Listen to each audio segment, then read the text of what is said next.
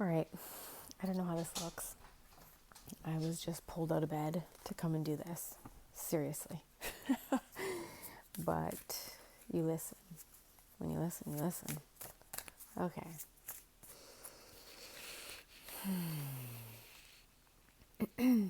Beautiful uncaging. 14. Also 5. I'm not sure if this is bright enough. I really don't know. That's really bright. I don't care for artificial light. So 14. I can't even read. The prison of guilt, a need for self-inventory, rigorous honesty, accountability, making amends.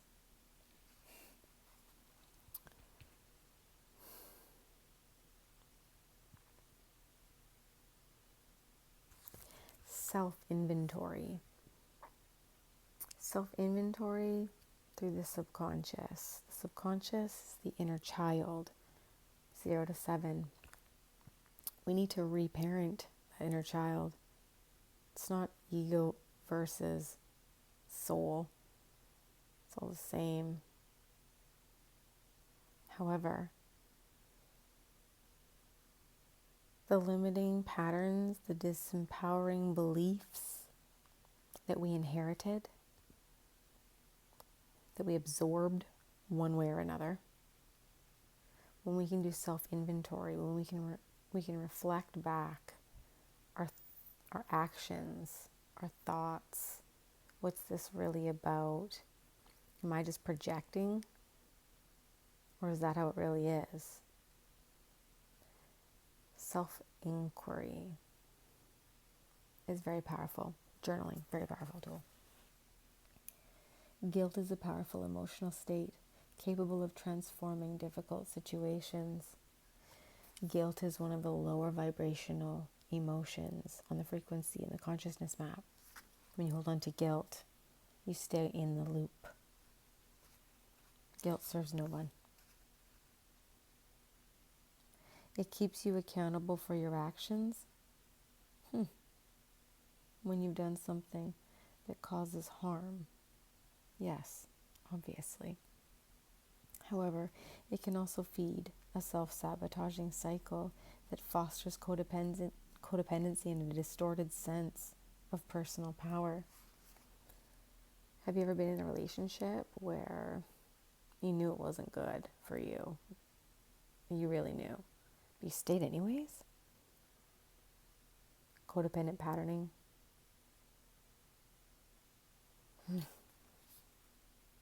Have you done or said something for which you need to make amends?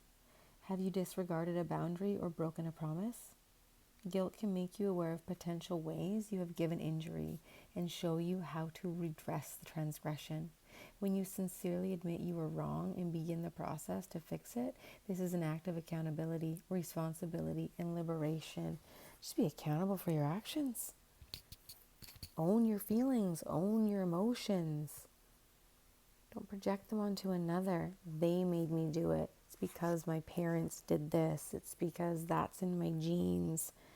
There's many scapegoats we can use to deflect when we really need to look inward and find what's it really about. What's the underlying force there?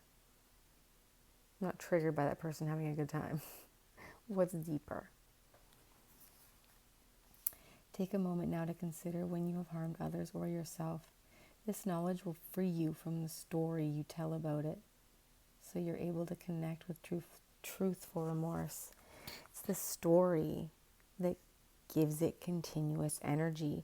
The more you tell that story, the more energy you give it, the stronger the tether, the stronger the energetic cord. The harder it is for you to move forward because you're living in the past. You're living in a place that no longer exists, and emotions exist from that space. They're trapped in the body, in the field. They need to be moved. When you can move that stuck energy, you activate your internal potential DNA. You remember, your frequency rises, your consciousness rises. You become aligned with your soul self, highest timeline.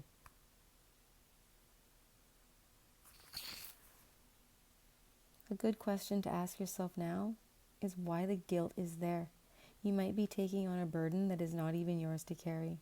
Pay attention, take action, and uncage yourself from the prison of your own making.